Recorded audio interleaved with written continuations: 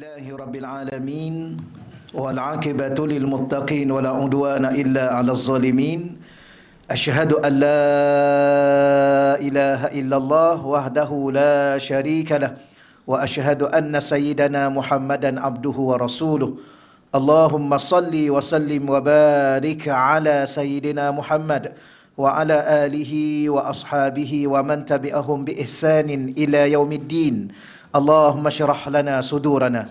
Ya Allah, kau lapangkanlah hati-hati kami, Ya Allah.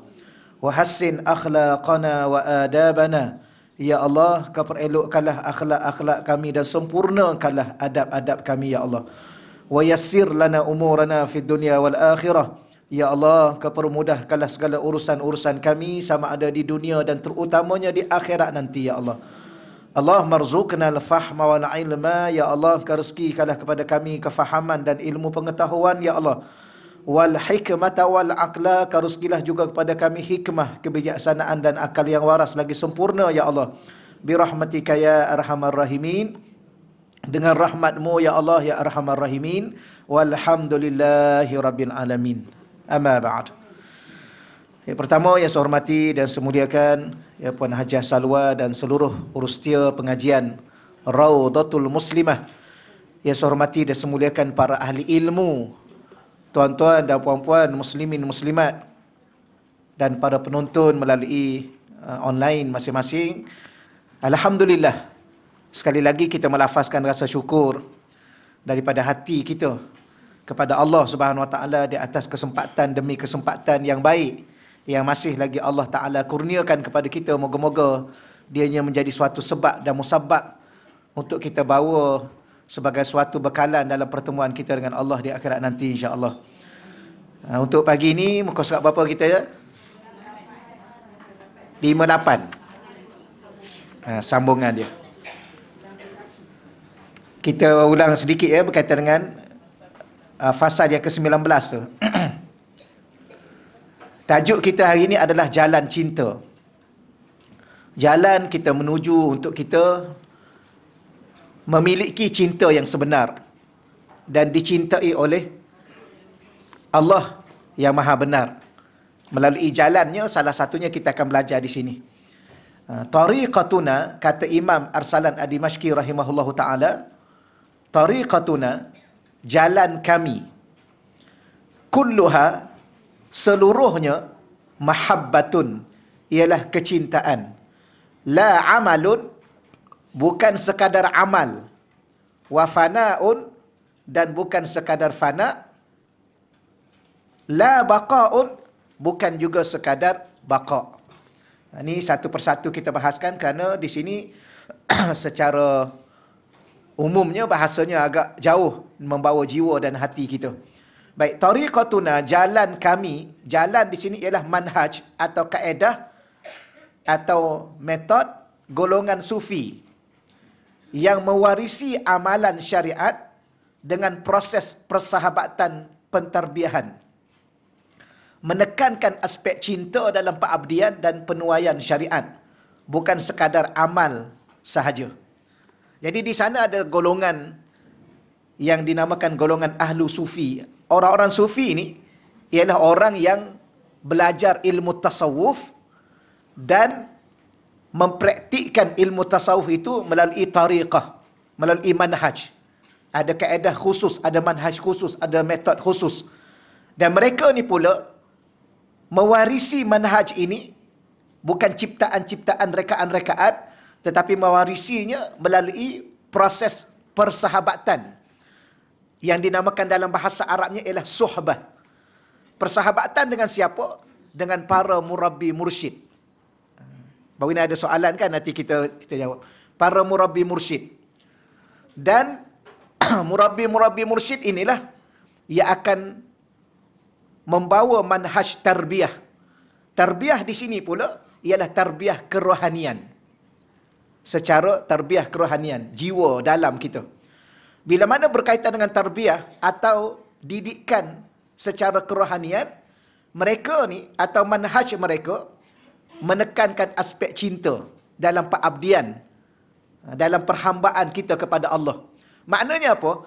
Kita menunaikan syariat yang telah ditetapkan oleh Allah bukan sekadar menunaikan untuk kita beramal dengan syariat itu dan mencapai makom-makom yang tertentu, kedudukan-kedudukan, martabat-martabat tertentu. Tetapi seluruh pengabdian mereka itu atas nama cinta. Barulah di sini kita faham. Ada orang boleh khatam Quran sekali seminggu. Ada orang boleh khatam Quran 3 hari sekali. Ada orang boleh khatam Quran 1 hari sekali dia boleh khatam. Ada orang boleh khatam Quran 3 kali 1 hari. Wallahu alam bagaimana mereka melaluinya. Tetapi mereka melalui dengan kekuatan cinta. Kerana cinta itu akan menghilangkan segala kepenatan. Akan menghilangkan segala kebosanan. Bahkan cinta itu memberi sebuah kekuatan yang luar biasa yang tak mampu untuk kita ungkapkan. Cinta kepada siapa? Cinta kepada Tuhan yang Maha Pencipta. Itu di antara yang kita akan lalui perbahasan kita ni. Yang dah kita bahas sedikit sebanyak. Boleh ya? Baik, ini kerana, kita bahas sama lagi dia punya sambungan dia. Ini kerana ibadah dalam kerangka keimanan adalah penterjemahan terhadap cinta kepada Allah dan Rasulnya. Sebagaimana disebut dalam hadis, halawatul iman, kemanisan iman. Apa makna kemanisan iman? Ialah cinta. Bahkan, kalau kita setengah-setengah ulama, apa makna iman? Iman itu adalah cinta. Kerana iman itu adalah kepercayaan, keyakinan. Setelah percaya dan yakin, penyerahan. Setelah percaya, yakin dan penyerahan, apa yang berlakunya? Pengorbanan. Dan segala-galanya untuk siapa? Untuk yang dipercayai dan yang diyakini. Siapa dia? Allah. Cuma kita sekadar menterjemah apa makna iman, percaya. Percaya Allah tu wujud, percaya Allah tu berkuasa. Sekadar itu. Tidak timbul rasa lebih daripada itu. Sepatutnya iman itu menzahirkan atau mencetuskan secara mendalam rasa apa? Rasa cinta.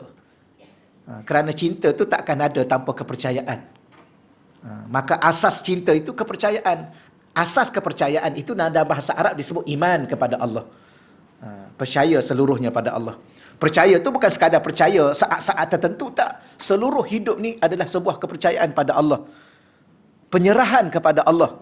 Sama ada saat kita hidup, kita mati sekalipun, dunia dan akhirat sekalipun, seluruh hidup ni digantungkan kepada Allah. Dalam bahasa lain, dalam bahasa Arab disebut halawatul iman. Cuma ada baru ni, ada sedikit pertanyaan, saya terus mencelah lah ya. Berkaitan dengan murabbi mursyid. Murabbi mursyid ini, dia adalah orang-orang yang telah diberi oleh mursyidnya. Seseorang mursyid, seorang murabbi mursyid, dia dah ada murabbi mursyidnya. Dia tidak boleh orang yang tidak ada murabbi mursyid, kemudian dia jadi mursyid. Tak. Ya, kerana murabbi mursyid ini, mereka yang telah ditarbiyah, telah melalui satu proses tarbiyah. Proses bimbingan kerohanian, yang memakan masa kadang-kadang agak lama. Di bawah bimbingan seorang murabbi mursyid. Yang murabbi mursyid itu, yang dia jadikan murabbi itu, juga mendapat tarbiyah daripada murabbi mursyid sebelum daripada itu. Mesti ada sanad, mesti ada silsilah. Dan mesti ada ijazah irsyad. Apa makna ijazah irsyad? Seseorang yang telah mendapat kebenaran, keizinan dan layak digelar mursyid. Siapa yang melayakkan dia? Mursyid sebelum itu. Dia bukan kata kita pilih sendiri. Tak. Ya, saya pilih ustaz ni untuk jadi murabbi mursyid saya. Tak. Bukan kita yang pilih. Ya, saya nak lantik ustazah ni jadi murabbi mursyid saya. Ataupun saya mendakwa, tu murabbi mursyid saya tu. Tak, dia tu mursyid tak? Yang kita katakan dia tu murabbi mursyid saya tu, dia tu mursyid tak? Nak tahu dia mursyid atau tidak mursyid, dia akan ada ijazah irsyad. Satu keizinan sebagai seorang mursyid daripada guru mursyid dia. Dan guru mursyid dia tu guru mursyid yang diberi juga ijazah sebelum itu oleh guru mursyid. Maka mesti tengok ijazah dia. Daripada mana? Maka dia ada silsilah dia sampai kepada dia. Dan benda ni bukan boleh dakwa. Bukan dia mendakwa dan dia melantik diri dia ataupun dia buat majlis, dia jadi mursyid, tak. Dia kena ada keizinan. Keizinan itu ada kadang-kala melalui satu majlis yang syekh dia sebut kepada anak murid di hadapan yang lain-lain. anak-anak murid kanan ni, macam cara kalau syekh saya tu, dia ada lebih kurang dalam 10 atau 11 anak murid kanan dia yang dia telah lantik, ni wakil di sini, ni wakil di sini, wakil. Dan wakil-wakil ni pula dia ada kedudukan dia. Ada yang wakil sekadar masa dia tak ada, bolehlah pimpin majlis. Kalau dia ada, dah terbatal dah. Ada juga wakil syekh ni yang jadi khalifah, pengganti syekh. Sama ada syekh ada, syekh tak ada, dia boleh ganti syekh. Tapi ada satu lagi yang dia panggil, yang syekh bagi irsyad. Ijazah irsyad. Ijazah tarbiyah. Dia ada dua, sama ada dinamakan ijazatul irsyad atau ijazatul tarbiyah, untuk melayakkan seorang itu menjadi murabbi mursyid. Maka kena tengoklah, ya, kena tengok kelulusan dia, keizinan dia daripada murabbi tersebut yang sebelum daripada itu.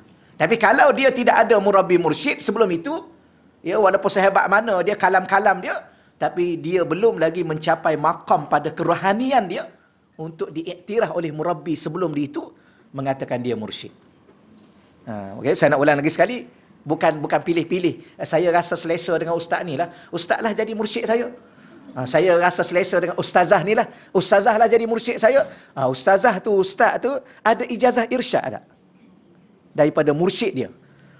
Ataupun dia sendiri pun belum ada tariqah, belum ada mursyid. Tariqah, jalan kami ni, jalan golongan-golongan sufi ni. Okay, ya? Cuma buat persatuan murabbi, tu boleh lah. Ya, berapa ramai di luar sana buat NGO. NGO apa? NGO mursyid atau NGO murabbi. Itu NGO. Bukan di situ, ya. Ni yang kita baca yang ni. Saya nak hurai yang ni. Manhaj tariqatuna, tariqah kami atau jalan kami atau manhaj kami. Kami di situ merujuk pada golongan sufi ni.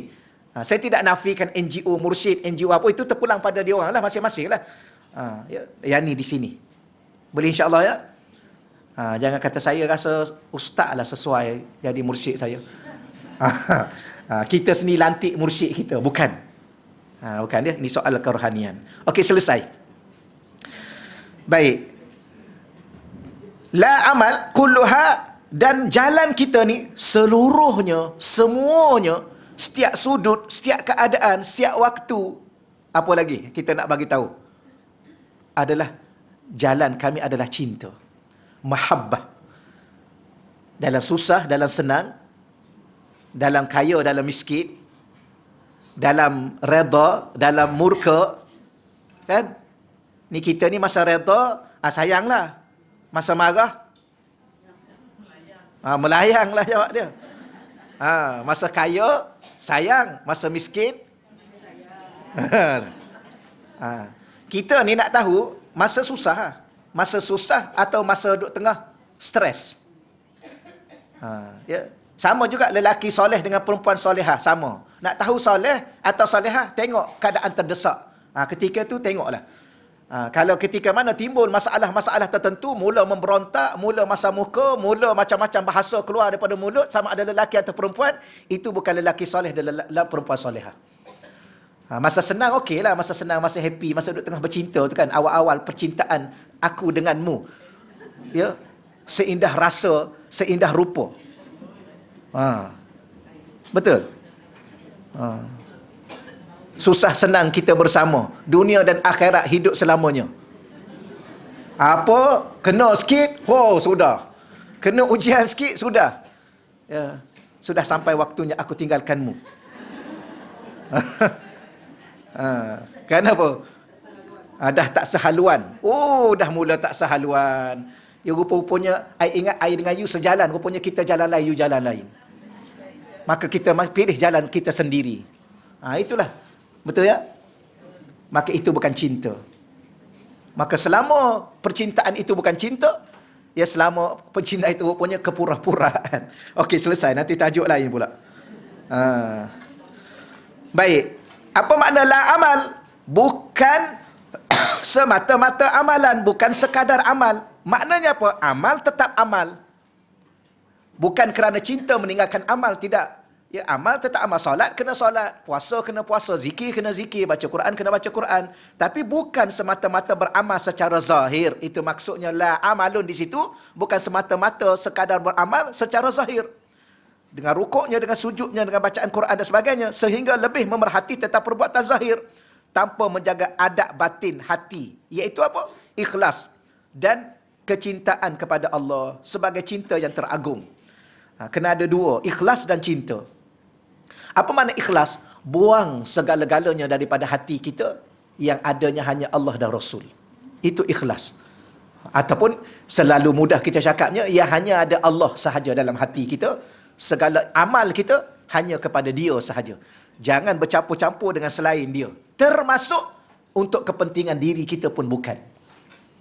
Kita ni kadang-kadang, Ustaz, saya memang untuk Allah. Ya, puasa saya untuk Allah, bacaan Quran saya untuk Allah, zikir saya untuk Allah. Tapi saya pun nak masuk syurga juga. Maknanya ada lagi untuk diri kita. Ini tak mau. Ingat kan kita belajar sebelum ni kan? Maknanya apa? Maknanya cinta yang tulus tu ialah seluruh hidup ni untuk Dia. Tak ada sedikit pun untuk kita. Penat kita, susah kita, sedih kita, derita kita, apa lagi yang penat-penat ni?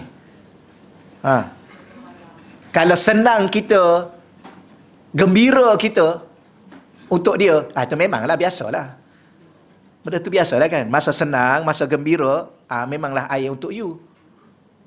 Masa susah, masa sedih, masa stres, masa kecewa, masa itulah kita baru nilai berapa banyak ketulusan kita kepada Dia. Tu jadi apa makna cinta? Sama ada cinta itu kepada Allah atau cinta selain Allah kerana Allah, maka semuanya untuk Dia.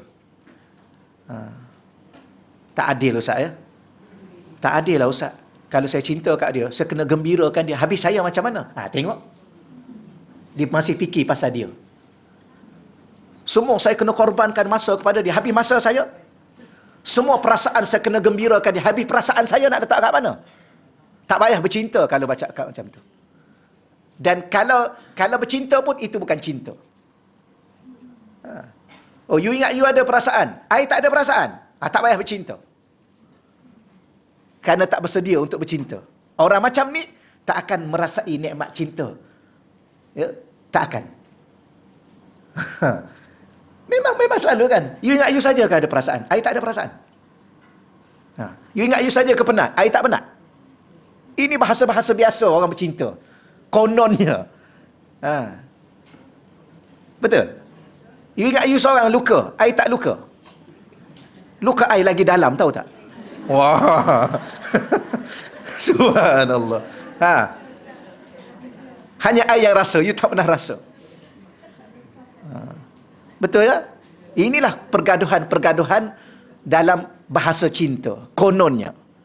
Bukan. Habis apa dia nama dia? Bagilah nama sendiri. Istilah-istilah sendiri. Kalau kita bagi nama, nanti ada yang terasa. Okey, baik. Allah, cinta yang paling agung cinta Allah.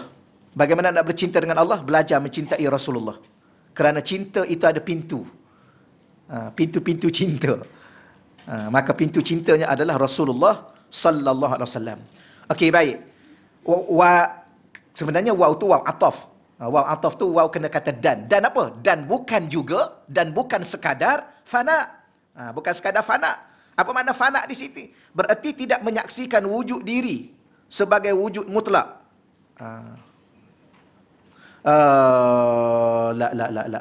Bukan situ ya. Dan tu dan tu. Bukan dan daripada la tu, minta maaf. Dan daripada mahabbah tu. Dan daripada mahabbah maknanya jalan kita seluruhnya cinta dan fana. Dan fana. Bukan amal dan bukan baqa. Itu maksud dia gitu. Minta maaf. Fana di sini bererti tidak menyaksikan wujud diri sebagai wujud mutlak. Apa makna fana? Orang bercinta ni biar sampai satu tahap fana. Apa makna fana? Lebur dirinya. Lenyap dirinya. Dan tidak lagi menyaksikan wujud dirinya secara wujud yang mutlak, iaitu terasing dan tersendiri. Tetapi hakikat wujud diri adalah berkait dengan hakikat wujud Maha Pencipta lagi Maha Benar. Ini bercinta dengan Allah ya. Maka di saat itu kita kena merasakan bahawa wujud yang sebenar-benar wujud adalah wujud Allah. Bahkan diri kita tidak wujud dengan sebenar-benar wujud, bahkan wujud yang bergantung dengan wujud Allah. Jadi apa maksud di sininya? Iaitu cinta sampai kepada satu tahap tidak lagi merasakan wujud diri kita. Bahkan yang wujudnya ialah yang kita cintai, iaitu Allah. Bahkan diri kita pun tak akan wujud kalau tidak diwujudkan oleh Allah.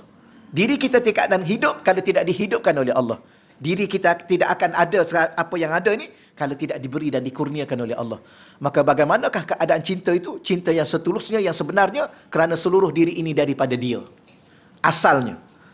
Inilah baru makna cinta. Begini juga di saat kita cinta seseorang kerana Dia, kerana Allah. Maka tidak ada kepentingan untuk diri kita, semuanya kepentingan untuk Allah. Kita cinta A, kita cinta kepada B, kita cinta isteri, kita cinta suami, kita cinta anak-anak kerana Allah. Maka di saat kita buat baik kepada seorang isteri, bukan untuk isteri itu dan bukan kerana diri kita, tapi kerana Allah. Inilah akan terbitnya, tercetusnya keindahan-keindahan cinta. Ini susah ni.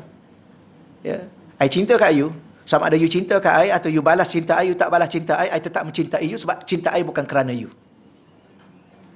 Cinta I kerana Allah. I cinta you kerana Allah. You nak benci I suatu ketika nanti, I tetap mencintai you. Okey ya? Suatu hari nanti you akan lari. Mungkin suatu hari nanti you dah mula benci kat I, maka you akan asingkan diri you dengan I. Tetapi you tetap ada di hati I. You tak akan terpisah selama-lamanya. Kerana cinta Allah hingga ke syurga, tahu. Cinta Allah hingga ke syurga. Bukan cinta Allah itu membawa ke neraka, tidak sekali-kali. Tapi berapa ramai manusia bercinta atas muka dunia, tapi membawa diri mereka ke neraka. Neraka dunia. Neraka ada dua, tahu. Sebagaimana syurga ada dua. Ada syurga dunia. Ya, mengenal Allah, mencintai Allah sudah syurga bagi seorang walaupun dia berada di dunia. Jadi ada neraka dunia. Berapa ramai manusia bercinta, pagi, petang, siang, malam bergaduh atas nama cinta kononnya. Itu neraka dunia, membawa sang kekasihnya kepada neraka dunia. Okey, setakat tu insya-Allah ya. Saya tak nak luahkan segala-galanya. Kalau saya luahkan segala-galanya, bahasa-bahasa cinta, akhir sekali kita akan berada di awan-awan cinta. Sehingga tenggelam dan terapung-apung. Bimbang-bimbang tak kembali berpijak di bumi. Allah. Yang ni yang saya baca seulang lagi sekali ya, bacaan. Bahasa ni. Allahu Allah, Allahu Allah, Allahu Allah, la ilaha illallah. Allahu Allah, Allahu Allah, Allahu Allah, la ilaha illallah. Aksir bizikrillah washab rijalallah.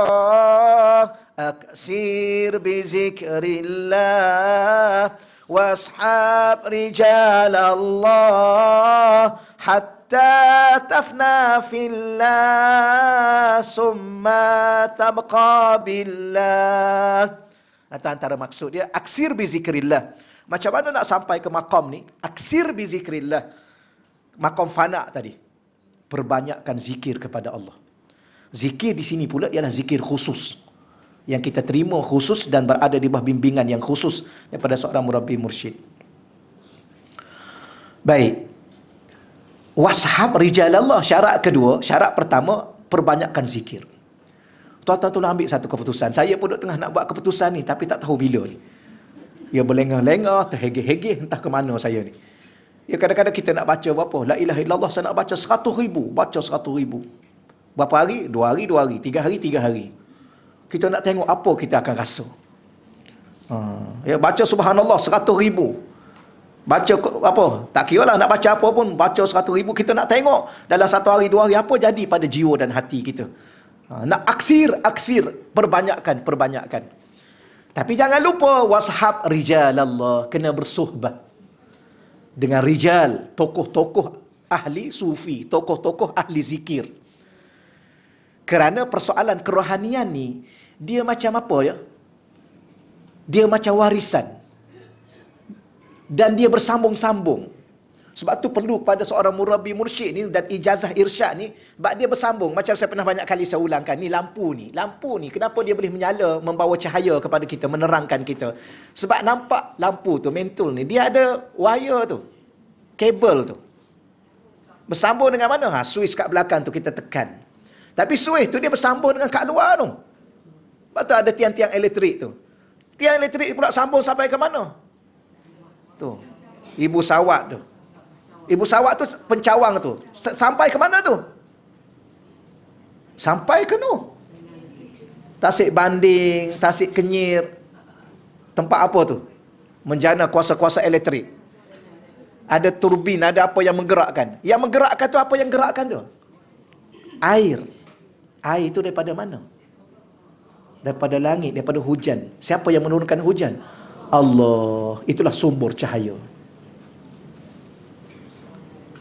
Okey, nampak zahir begini. Tapi hakikatnya Allah. Maka tak akan ada cahaya kita ni kalau tidak daripada Allah. Maka ada orang yang Allah letak sebagai jana kuasa yang besar. Siapa dia? Rasulullah.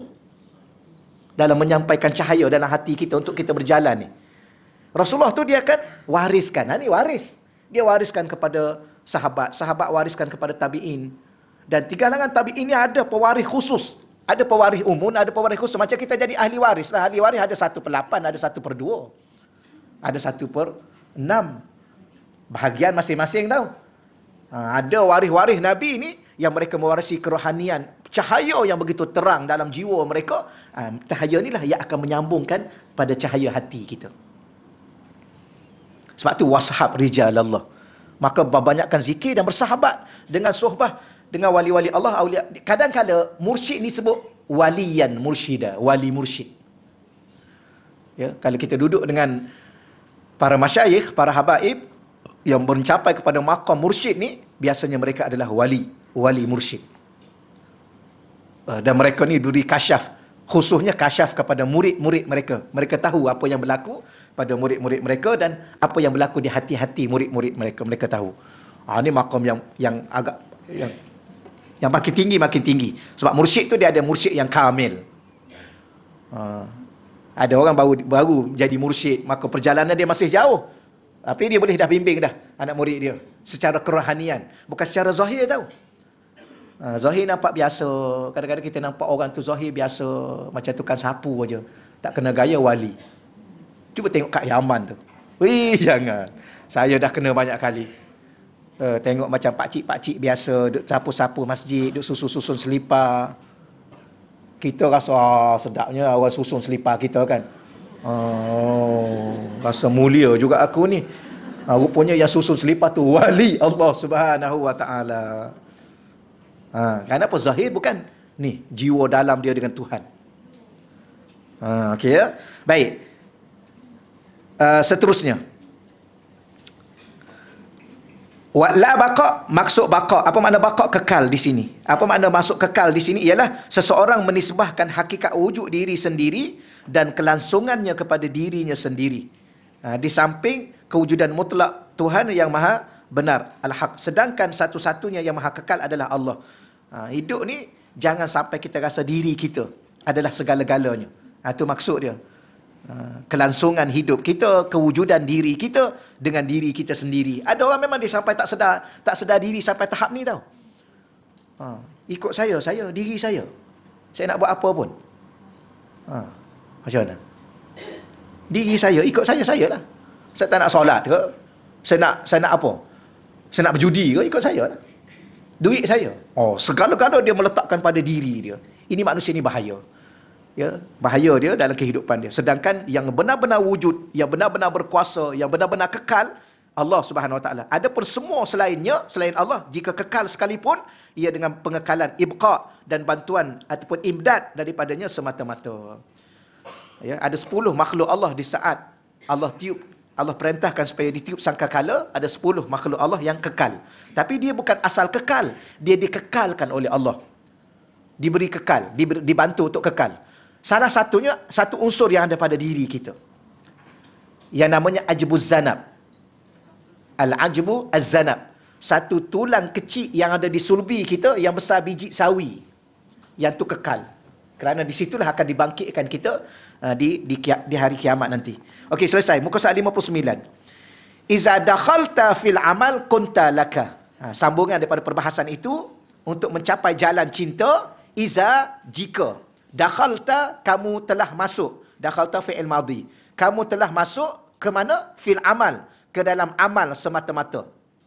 Kunta laka, maka kamu untuk dirimu sendiri. Kalau kita masuk dalam melakukan, atau dengan kata mudahnya, bila mana kita beramal dengan satu-satu amalan, semata-mata fokus pada amalan itu.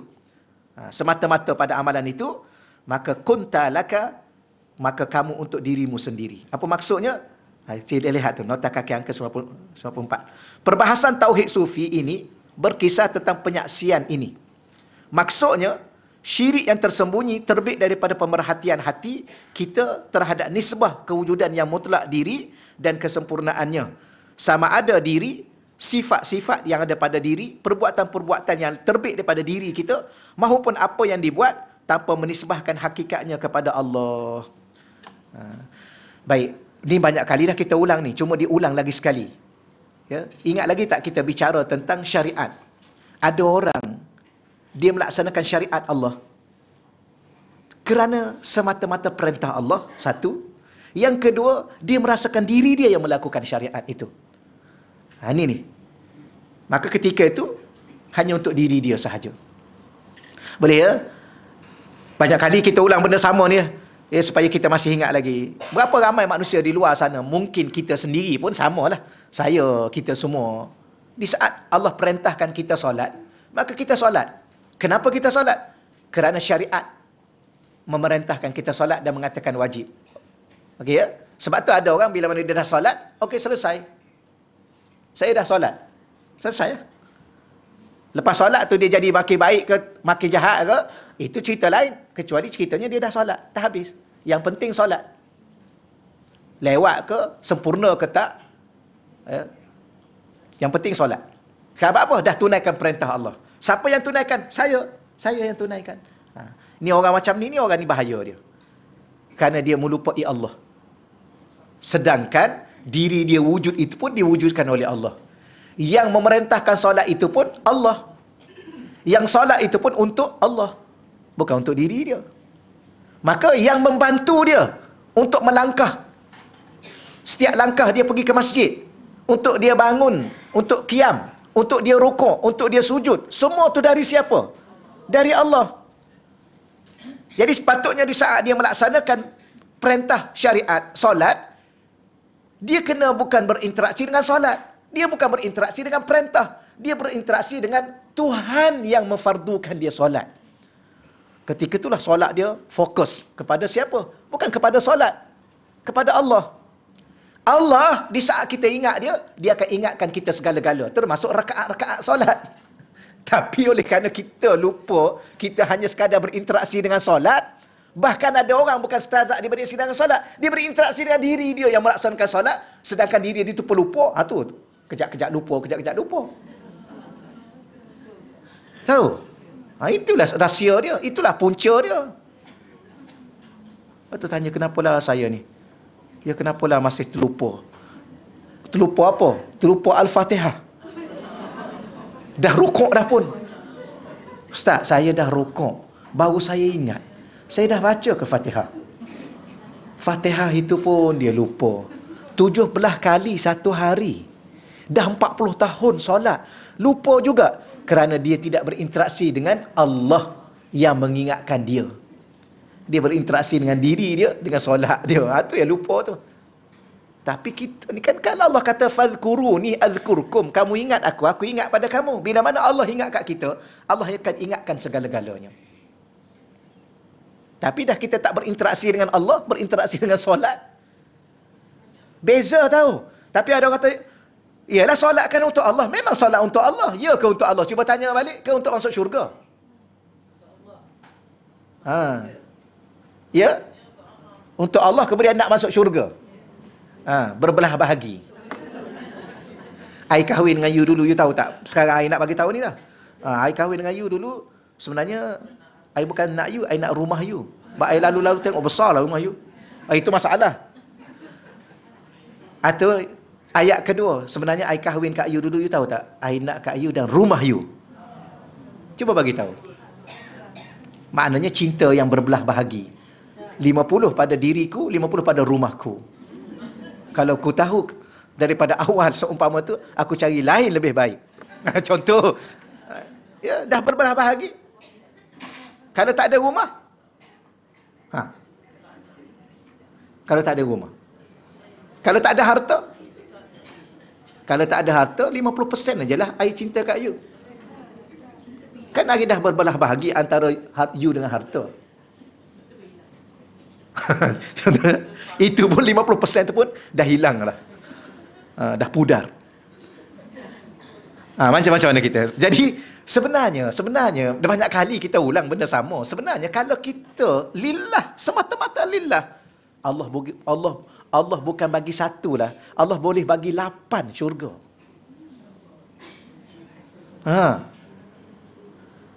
Macam kita suami kan, kalau you bagi tahu kat I dulu, you tulus cinta kat I, bukan rumah ni aja, I ada 8 lagi rumah. Cuma kenapa you tak bagi tahu awal-awal? Nampak tak? Kat mana you? 8. I tengok satu je. Kat syurga. I akan pastikan you masuk syurga dengan I. Nak buat apa dengan apa yang ada? Nak tinggal bila-bila masa dah tu. Betul ya? Tapi yang orang-orang bercinta apa? Bercinta. I tunggu you kat pintu syurga. Buat apa pintu? Pintu syurga. Tunggu kat pintu. Tunggu kat syurga lah. Tunggu kat pintu. You boleh masuk tak ni? Okey lah. Aduh, hai. Okey lah tu ya. Okey lah. Setakat tu dahulu. Kita ni kat sini tak habis-habis lagi ni. Allah. Jadi boleh faham insya-Allah. Moga-moga Allah bagi saya, bagi tuan-tuan dan puan-puan faham. Bukan nak menafikan yang lain tahu. Tolong terbuat catatan sikit tau. Sebab bimbang-bimbang orang di luar sana, kenapa ustaz ni pelik ni mengajar ni? Ya.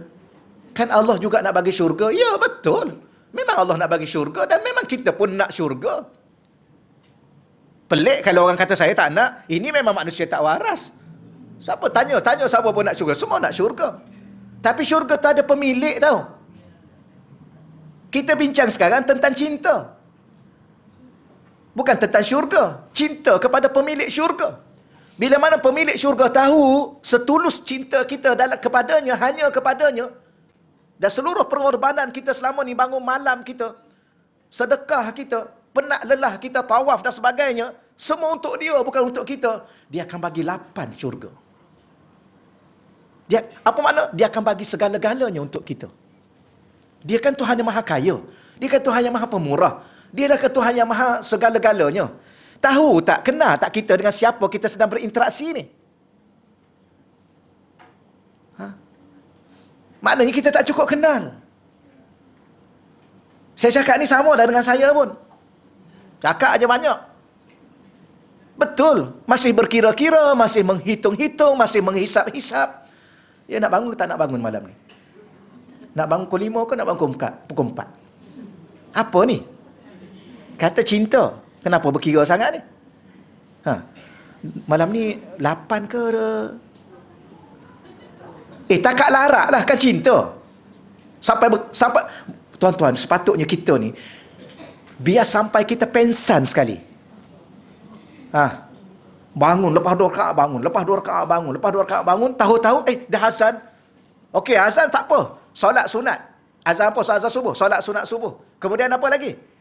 Solat subuh. Solat subuh. Lepas tu tunggu isyraq. Solat lagi. Lepas tu tunggu duha. Sambung 8 lagi. Biar pensan sekali. Oh, kerana orang perempuan, you ambil kapak belah dada I. Itu bukti cinta I. Menipu. Mana ada belah dada? Ya. Biar pensan sekali. Zikir ni saya cakap untuk saya ni, saya tengah rancang ni tak tahu bila ni. Saya nak solat biar saya pensan sekali, biar reti. Bercakap banyak. Action tak ada. Biar zikir, biar rasa lenguh sekali. Biar rasa penat, biar rasa tak boleh nak buka. Tu. Buat sekali-kali. Membuktikan cinta kita pada Allah. Untuk apa? Untuk Allah, bukan untuk diri kita. Kata cinta Allah. Okeylah ya. Oleh itu, apa yang boleh membawa kepada syirik? Baik. Kalau kita melakukan sesuatu amal dan merasai amal itu daripada diri kita yang melaksanakannya, itu syirik yang tersembunyi. Kerana apa? Kerana kita ni tak akan mampu melakukan sesuatu pun kecuali dengan izin dia, dengan kehendak dia, dengan kurniaan dia, dengan bantuan dia. Kan banyak kali dia ulang la haula wala quwata. Sebab tu tolong baca yang ni, biar baca banyak, biar pensan baca ni. Menghayati, biar menangis, biar menggelupur sekali. Maafkanlah aku ya Allah, selama ni aku rasa diri aku ya Allah. Aku rasa aku kaya, aku rasa aku pandai, aku rasa aku banyak ilmu, aku rasa aku kuat. Itu semua syirik tahu. Syirik tersembunyi tanpa sedar. Tapi syirik ini tidak menggugurkan akidah, tapi mengurangkan adab kita dengan Allah. Jadi kalau kira-kira kita ni orang yang tak ada adab. Alah, macam orang pinjam motosikal orang, kemudian belagak depan tuan dia. Ni orang ni orang apa ni? Lepas tu dia kata apa? Nak tumpang motosikal. Oh, dia tanya tuan tu nak tumpang motosikal. Kalau tuan tu ambil balik, baru dia tahu. La haula wala quwwata illa billah. Ya. Okeylah. Jika kamu melihat kamu yang melakukannya tanpa melihat ianya daripada Allah, maka kamu akan lakukan ibadah untuk kepentingan dirimu sendiri. Itu untuk kepentingan diri sendiri. Ni yang bahaya ni kan. Solat duha 2 rakaat aje pun minta kaya, buat malu je. Kalau 8 tu okeylah juga. Solat 8, kemudian ya Allah kayakan aku. Okeylah, ini 2 rakaat minta kaya. 2 rakaat tu pula 1 minit setengah. Rakaat pertama inna a'tayna, rakaat kedua keluar Allah. Subhanallah. Betul ya? Samalah kita. Ustaz macam mana? Samalah kita tuan-tuan. Sama je lah. Ya Allah, dah 2 rakaat tadi, ya Allah kayakanlah ya Allah. Bangun malam 2 rakaat. 2 rakaat bangun malam. Pagi besok rasa apa? Rasa wali. La haula wala quwwata illa billah. Wali dah aku ni. 2 rakaat. Rasa mulia lebih pada orang. La haula wala quwwata illa billah. Kepentingan untuk diri sendiri. Macam mana? Macam tu lah. Samalah kita. Bila lah nak insah diri kita, yang paling dahsyat saya lah yang duk bercakap ni. Allahumma salli ala sayyidina wa maulana Muhammad. Moga-moga Allah ampunkan kita dan Allah beri kesedaran kepada kita insya-Allah. Tapi kalau kita buat seluruhnya untuk Allah, Allah bagi tak mampu kita nak ungkapkan. Tak mampu kita bayangkan. Itulah. Lalu kamu merasakan bahawa kamu berhak mendapat ganjaran. Inilah. Saya solat, saya berhak masuk syurga. Saya solat, saya berhak dimurahkan rezeki. Saya solat, saya berhak di begitu dan begini, macam-macam. Berapa ramai orang baca satu-satu ayat Quran sebab apa? Sebab nak masyhur. Baca bismillah 786 kali, murah rezeki. Dia tak tahu rezeki dia dah lama dah murah sebelum dia baca lagi. Dia tak kenal Tuhan dia, dia lupa Tuhan dia. Kemudian bila mana murah rezeki, dia pun mula mengatakan, tengok, saya dah amal, murah rezeki saya. Macam mana? Syirik tu tahu. Syirik tersembunyi. Yang inilah yang sampai bila-bila pun kita duduk kat situ je kita. Orang lain dah melangit dah. Menuju Allah. Okey, insya-Allah ya. Kita belajar ni untuk diri sendiri, tengok diri masing-masing. Sedangkan kamu sebenarnya akan masuk syurga sekalipun hanya dengan rahmat Allah. Akhir sekali masuk syurga bukan dengan amalan tu pun. Kenapa? Tak cukup. Mana ada cukup? 2 rakaat, 8 rakaat pun, 1000 rakaat pun tak cukup nak bayar kelipan mata. 1000 rakaat tak mampu untuk membayar hembusan nafas. Tak mampu. Tapi akhir sekali Allah masukkan kita ke syurga supaya kita sedar dengan kasih sayang dia. Kalau begitulah kasih sayang Allah sehingga meletakkan kita ke syurga selama-lama, maka kenapa kita tidak boleh mencetuskan rasa cinta yang mendalam kepada Allah? Mintalah. Baik. Seterusnya, wa iza dakhalta fil mahabbah kunta lahu. Ini yang terakhir. Ya. Ada lagi sebelah tu. Wa iza, dan jika dakhalta, kamu masuk ke dalam mahabbah, maknanya kamu melaksanakan amal kamu bukan semata-mata amal kamu, tapi kerana cinta kamu kepada Allah, maka kamu beramal dengan cinta itu, dan masuklah kamu ke dalam dunia cinta, ke dalam mahabbah, kunta lahu, maka kamu untuknya, kamu untuk Allah, bukan untuk diri kamu lagi. Jadi beramal kerana cinta kita kepada Allah, maka ketika itu Allah jadikan kita untuk dia. Ya. Ini bahasa apa ni? Ya, ketika itu aku jadikan kamu untuk diriku, kata Allah. Baik, iaitu jika kamu melakukan bawah tu, muka 95 nota kaki tu. Jika kamu melakukan amalan dengan kecintaan, maka kamu akan melihat betapa amal ibadah kamu sebenarnya adalah anugerah daripada Allah. Lalu kamu akan terus konsisten melakukannya semata-mata kerana kesetiaanmu. Ya, cinta ni mesti setia.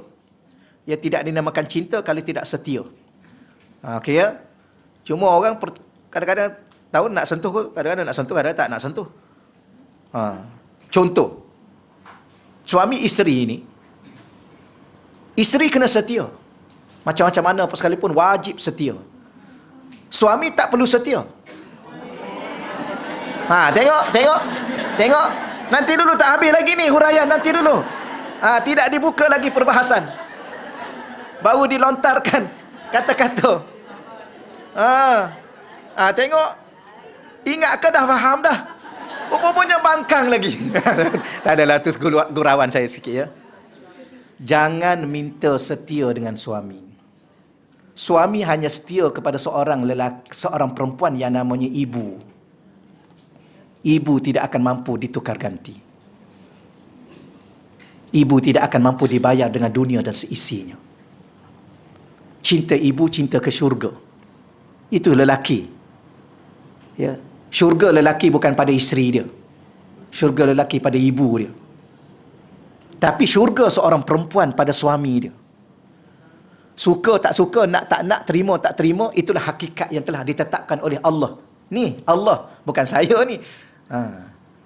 Tolong hati-hati, jangan bangkang. Ya. Maka minta dengan suami tanggungjawab. Suami bertanggungjawab, tanggung dan jawab. Amanah. Minta amanah dengan suami, jangan minta setia. Kerana apa? Kerana suami ni dia boleh 2 dan 3 dan 4. Tengok. Tengok. Tadi kata cinta kat suami kerana Allah. Bukan cinta suami kerana diri suami. Kerana Allah. Dan Allah membenarkan. Dan jangan menafikan. Berat, memang berat. Kerana itu bayarannya syurga. Ingat syurga murah. Ingat syurga ni ringan. Sebab tu doa. Kan kita ada Allah. Suami kita, Tuhan dia Allah. Kita, Tuhan kita Allah. Tuhan kita, Tuhan yang sama. Allah. Berdoa. Ya Allah, tolong jadikan suami aku ni, ya Allah. Jangan begini. Tapi kalau berlaku begitu-begitu, tidak begini, maka tolong bagi aku redha, ya Allah, denganmu, bukan dengan suamiku. Kerana tak akan berkelip satu kelipan mataku dan mata suamiku kecuali dengan izinmu, dengan kehendakmu. Berapa kali ni tauhid tahap tinggi dah ni. Kalau tauhid tahap tinggi ni pun bangkang juga. Kemana nak pergi? Kemana? Sebab tu cinta suami bukan kerana suami. Suatu hari nanti suami pasti akan tinggalkan kita. Sama ada mahu atau tidak. Sama ada tinggalkan kita, wal-iyazubillah, dengan nama cerai, wal-iyazubillah minta jauh, tapi mungkin atas nama kematian. Dan kita tetap akan bersendirian. Ya. Sebab tu cinta kita kerana Allah, kerana di saat cinta kita kerana Allah, dan jujur cinta kita kerana Allah, bukan kerana suami itu semata-mata, walaupun kita sendirian dalam kubur tanpa suami, Allah ada dengan kita. Tapi susah. Memang susah. Saya pun sama, sesiapa pun sama. Tak kena, boleh cakap lah. kena innalillahi wa inna ilaihi rajiun. Kalau kena, hanya satu aja jalan yang ada, kematian. Boleh faham? Ya ke faham? Harap-harap Allah bagi saya dengan tuan-tuan dan puan-puan faham. Dia sebenarnya tuan-tuan, dua-dua berat. Dua-dua berat. Suami berat, isteri pun berat. Bukan puan-puan, oh sedaplah dia. Tak. Bukan. Berat. Berat hidup ni. Sebab tu orang zaman sekarang dia guna bahasa apa? Hidup ni keras bro. Hidup ni keras. Memang keras. Akan sampai satu ketika tidak ada apa yang kita harapkan kecuali sebuah kematian. Betul? Sama lah saya pun. Bila mana sampai satu tahap, habis jalan, tak ada jalan. Apa jalan kita? Kita ingin bertemu dengan Allah. Kerana sampai satu ketika kita faham makna hidup ni. Tahu tak makna hidup ni? Hidup ni apa makna dia? Hanya kita dengan Allah. Jangan mengharapkan sesiapa. Termasuk namanya isteri, atau namanya suami, ataupun namanya anak-anak. Jangan. Pasti kita kecewa. Pasti kita derita. Sama ada zahir kita, ataupun batin kita akan derita. Tuan-tuan dan puan-puan kena belajar. Ini kita duduk tengah belajar ni. Saya yang baca kitab ni, saya pun duduk belajar ni. Saya ada murabi mursyid. Saya syekh saya. Baru datang, baru balik. Dah umur 70 lebih dah. Dah 26 tahun saya duduk bawah bimbingan. Itu pun saya pun, sebab tu saya tanya puan-puan, faham tak? Sama, saya pun tak faham-faham. Bila mana sampai satu ketika, terumbang ambing kita. Kemana kita nak cakap? Apa kita nak cakap? Kadang-kadang malu kita, menangis keseorangan gitu aja. Tuan-tuan dan puan-puan, sampai satu ketika Allah uji kita. Ni cinta ni tahu. Cinta ni Allah akan, mana ada cinta tanpa ujian, tanpa pengorbanan. Sampai satu ketika di saat kita mendakwa kita cinta Allah, Allah akan datangkan kepada kita ujian yang kita akan katakan, ya Allah, aku tak mampu dah. Aku serah diriku seluruhnya kepadamu. Engkau nak hidupkan aku akan lalui dalam keadaan kepenatan ini. Tapi kalau kau nak matikan aku, ya Allah, kau silakan. Inilah. Dia akan sampai satu tahap. Sebab tu jangan pernah letakkan harapan kepada sesiapa pun. Walau nama isteri, walau nama suami, walau nama anak-anak. Harapan kita hanya satu je. Allah. Dia akan sampai satu tahap ujian. Saya ulang lagi sekali. Akan sampai satu tahap ujian yang ada pada kita, apa yang kita harapkan? Kematian. Tapi, kematian itu memberi sebuah pengajaran yang besar pada orang yang masih ada. Ada baru ni berlaku. Ya, baru ni berlaku. Berebut suami, berebut, mati suami, habis padan muka dua-dua.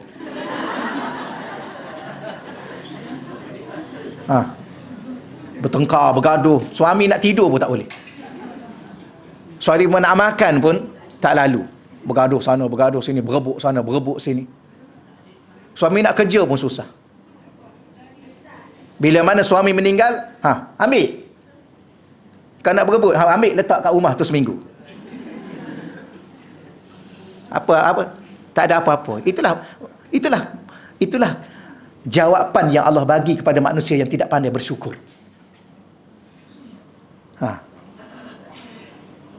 Ya, ada suami tak bersyukur.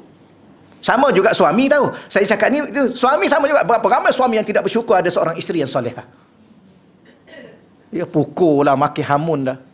Baru ramai di luar sana. Saya pantang. Ya, setakat tu dahululah. Setakat lebih-lebih.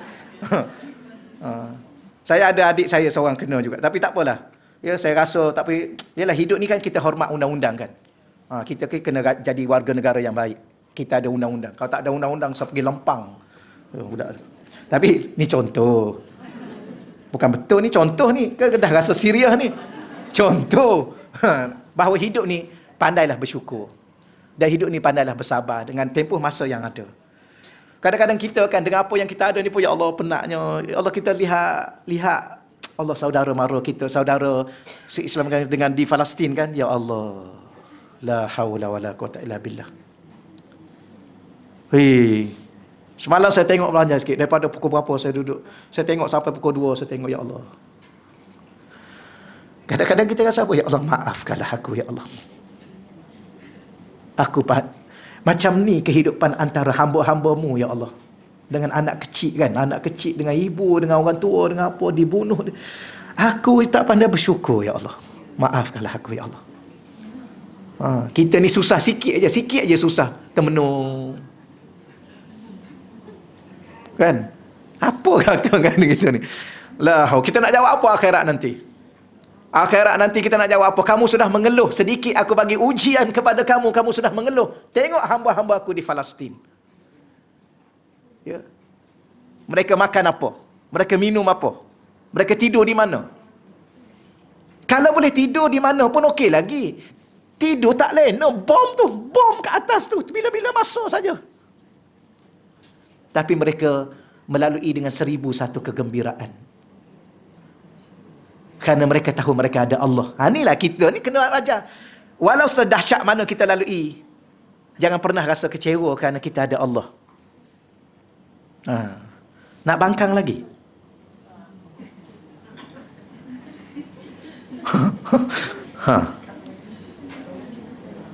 Bagi je lah. Abang nak apa pergilah. Saya dah ada Allah. Weh, kalau cakap macam tu tersentak suami kita tahu. Abang nak apa? Silakan. Saya dah ada Allah. Saya bukan tak cinta pada abang, saya cinta pada Allah, tapi cinta saya pada abang kerana Allah. Silakan abang nak buat apa. Saya rasa kalau suami dapat kata-kata tu, memang tak berani dia, wali dah isteri aku ni, biarlah. Tak apalah. Tak mau. Okeylah. I dengan you lah sampai mati. Betul. Kadang-kadang kita kena tanya diri kita ni. Kadang-kadang kerana diri kita berlaku sesuatu yang Allah nak uji kita. Allah nak bagi sesuatu, Allah nak sentap diri kita. Kerana diri kita masih bergantung kepada makhluk. Belajar bukan main lagi. Lepas 1 khatam, lepas 2 khatam, lepas 3 khatam. Tapi hati tetap dengan makhluk. Sentuh sikit, cuik sikit. Wah, satu dewan. Contoh. Okey, ni tu ni. Ada 2 minit lagi kita ni, 2 minit lagi. Tak boleh lama-lama kat sini.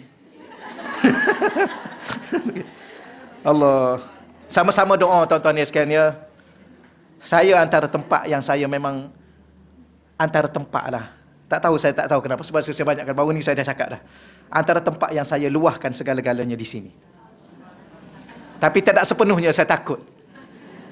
Bukan takut pada makhluk, takut ada sesuatu yang tak sampai, kedudukan jiwa dan hati kita tak bersedia. Ada sesuatu. Allah.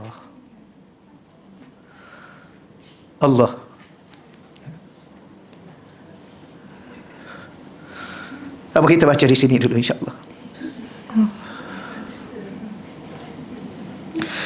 Jika kamu melakukan amalan dengan kecintaan, ya, moga-moga Allah rezekikan kepada saya, kepada tuan-tuan dan puan-puan, cinta setulusnya kepada Allah. Ya, maka kamu akan melihat betapa amal ibadah kamu sebenarnya adalah anugerah daripada Allah.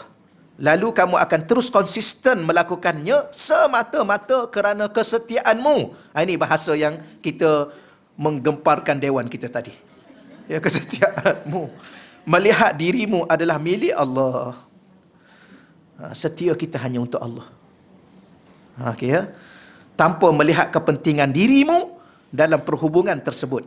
Inilah tahap para as-siddiqin. Ini yang kita kata. Minan nabiyyin was-siddiqin. Jujur, benar. Dia hanya hidup dan matinya hanya untuk Allah. Yang mencontohi para nabi dan rasul. Di mana ibadah yang mereka lakukan benar-benar sekadar ungkapan kesetiaan mereka, muka surat 60, terhadap kemilikan Allah terhadap diri mereka dan kesetiaan terhadap tujuan mereka diciptakan. Kita dicipta dengan satu nilai dan makna, iaitu hamba kepada Allah. Di situ apa makna hamba? Kita milik Allah. Dan Allah cipta kita dengan satu tujuan. Tujuan kita hanya Dia, iaitu Allah. Tolong minta dengan Allah, betul-betul ya Allah, masukkan ke dalam hati aku benar-benar bahawa hidup dan matiku hanya untuk-Mu ya Allah. Benar. Dan minta sifat benar. Hati yang benar. Bukan hati yang berpura-pura dan berbolak-balik. Al-abid ra'in bi ibadati. Akhirnya disebut begini kesimpulan bahasan kita hari ini. Al-abid, seorang hamba itu ra'in, memerhatikan li ibadatihi, kepada ibadahnya. Jadi seorang hamba yang melihat ibadah sebagai perbuatan dirinya sendiri tanpa menghayati bahawa ia adalah anugerah daripada Allah, maka dia akan sibuk memandang kepada amalannya. Lalu dia akan membawa kepada rasa seronok dengan dirinya sendiri terhadap amalan tersebut yang dinisbahkan semata-mata kepada diri ini. Sebenarnya kenapa Allah buat kita macam ni? Sebab Allah tak nak kita terpedaya dengan diri kita. Kerana diri kita tidak seberapa sebenarnya. Berapa ramai manusia terpedaya dengan kekayaannya. Sebenarnya dia tak pernah kaya pun. Ya, berapa ramai manusia terpedaya dengan ilmu dia. Sebenarnya dia tak pernah ada ilmu pun. Kecuali apa yang Allah beri kepada dia, sekadar apa yang ada. Sehingga diri dia sendiri pun dia tak tahu dia nak akan mati bila. Berapa ramai manusia, dia rasa terpedaya dengan kekuatan dia, kekuasaan dia. Dia tak tahu besok dia akan mati. Sehingga dia mati pun dengan kuasaan yang ada, dia tak mampu nak angkat jasad dia sendiri. Kuasa apa? Nak urus diri sendiri tak mampu. Kuasa apa? Sebab tu manusia terpedaya. Maka Allah tak nak kita terpedaya dengan diri kita sendiri, termasuk terpedaya dengan ibadah yang kita lakukan, kerana kita rasa kita yang melakukannya. Akhir sekali kita riak, tunjuk, sombong bahawa kita ni ahlul ibadah. Padahal tak ke mana ibadah kita nak banding dengan ibadah orang yang terdahulu. Lagi hebat, lagi banyak. Maka ketika itulah ya Allah nak selamatkan kita. Kemudian akhir sekali penutup, wal muhibbu, pencinta. Seorang pencinta itu ra'in. Apa yang dia perhatikan? Limahabbatihi, dia memerhatikan kepada kecintaannya. Pencinta pula, nota kaki angka bawah tu ya, akan sentiasa melihat tujuan dan kesetiaan di sebalik perbuatannya, iaitu kecintaannya kepada Allah. Dengan bahasa mudahnya, seorang pencinta itu apa yang dia lihat bukan diri dia, apa dia pandang bukan amalan dan ibadah dia, yang dia pandang adalah Allah yang dia cintai. Maka sebab tu ibadah dia luar biasa nak banding dengan sesiapa pun. Dengan konsisten terhadap ibadah dan kecintaan Allah kepadanya melalui anugerah ibadah tersebut. Dan janji anugerahnya untuk pencinta tersebut di hari akhirat kelak disebabkan amalan yang dianugerahkan tersebut. Jadi, ialah pencinta. Apa yang dia pandang? Dia pandang yang dia cintai lah, kekasih. Ya. Dan dia tak akan pernah ungkit. Ni kata cinta. I cinta kat you. Tapi you ingat tak I buat apa kat you dulu? Oh, dia pandang perbuatan dia kepada kekasih dia. Sebab, tengok, apa makna pencinta? Dia tak akan pandang lagi diri dia. Dia tidak akan lagi pandang lagi perbuatan dia. Yang dia hanya pandang kepada kekasih dia. Yang pasti kekasihnya gembira. Yang pasti kekasihnya senang. Yang pasti kekasihnya segala-galanya. Ni kata cinta 10 kali satu hari ungkit. Ungkit. You ingat dulu I bagi kat you apa? You ni tak hargai perbuatan I tau. Dia suruh kekasih dia hargai dia. Patutnya dia lah yang menghargai kekasih dia, kerana dia cinta kepada kekasih dia. Segala pandang dia, segala diam dia, segala bicara dia, apa lagi? Segala rasa dia, semua untuk kekasih dia. Kenapa dia ungkit? Lepas ni jangan ungkit tau. Abang ingat tak apa saya buat kat abang dulu? Ya. Sekarang abang senang sikit, abang lupa saya je. Biarlah dia nak lupa. Aduh, okay. Ini yang berat ni. Yang ingat dah selesai dah. Ada lagi rupa-rupanya. Okey. Ini ada soalan yang terakhir, masa kita dah habis. Allah. Saya Cikgu apa ni? Nordiah. Minta ustaz doa sebab yang pertama apa tu? My relation di Perlis sedang operation sebab tumor in the brain. Nama Cikgu Firdaus. My relation tu siapa? Suami? Saudara. Bapak kita sama-sama doa insya-Allah dengan berkat majlis kita, ya diaminkan oleh ya malaikat-malaikat Allah, insya-Allah kita sama-sama doa khusus kepada Cikgu Firdaus bin Abdullah. Binti Firdaus ni perempuan. Ya. Binti Firdaus. Baik. Baik, kita sama-sama doa kepada diri kita. Kita juga doa kepada khusus pada Cikgu Firdaus binti Abdullah dan sesiapa di kalangan kita yang sakit. Cuma siapa-siapa yang online TikTok, tutuplah dulu. Kita tutup dulu. Sebab kita juga akan doa kepada saudara mara kita di Palestin. Sebab siapa yang pakai TikTok kan, kita doa bahasa Arab tu, dia tangkap, dia ban seminggu. Tak boleh live seminggu. Tu kalau guna TikTok. Kalau FB okey sikit. Kalau TikTok tu kena tu. Haji baru ni kita doa, dia minggu dulu kita doa bahasa Arab. Saya sengaja sebab kita suka baca bahasa Melayu supaya kita lebih khusyuk kan. Doa bahasa Arab. Rupanya dia faham juga. TikTok tu dia belajar kat mana bahasa Arab sebut tak tahu. Dia ban haji seminggu. Jemaah ni pula baru boleh live. Ya. Allah. Itu siapa dia tu? Dia panggil tentera Yahudi dalam bentuk media. Dia tak tahu Yahudi paling lama pun 80 tahun ni nak hancur dah tu. Okay, baik, kita sama-sama doa. Auzubillahi minasyaitonirrajim.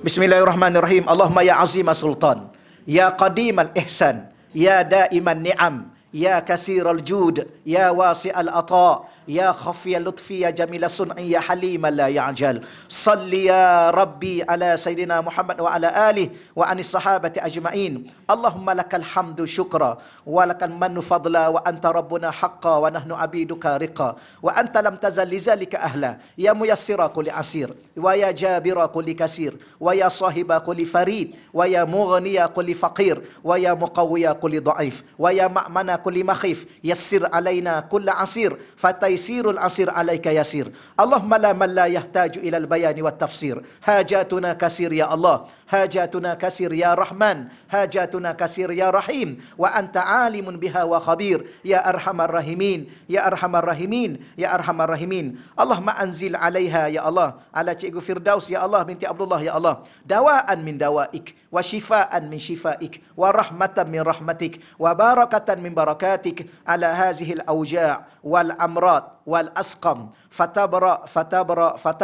birahmatika ya arhamar rahimin. Ya Allah, engkau turunkanlah kepada kami ya Allah jika di kalangan kami ada yang sakit ya Allah, dan khususnya kepada Cikgu Firdaus binti Abdullah ya Allah, kau turunkanlah kepada kami dan kepadanya secara khusus ya Allah kesembuhan daripada kesembuhanmu ya Allah, ubatan daripada ubatanmu ya Allah, penawar daripada penawarmu ya Allah, kasih sayang daripada kasih sayangmu ya Allah, keberkatan daripada keberkatanmu ya Allah. Sembuhkanlah beliau ya Allah, sembuhkanlah beliau ya Allah, sembuhkanlah beliau ya Allah. Kau berilah kesabaran kepada kami dan kepada beliau ya Allah. Kau berilah ketenangan kepada kami dan kepada beliau ya Allah.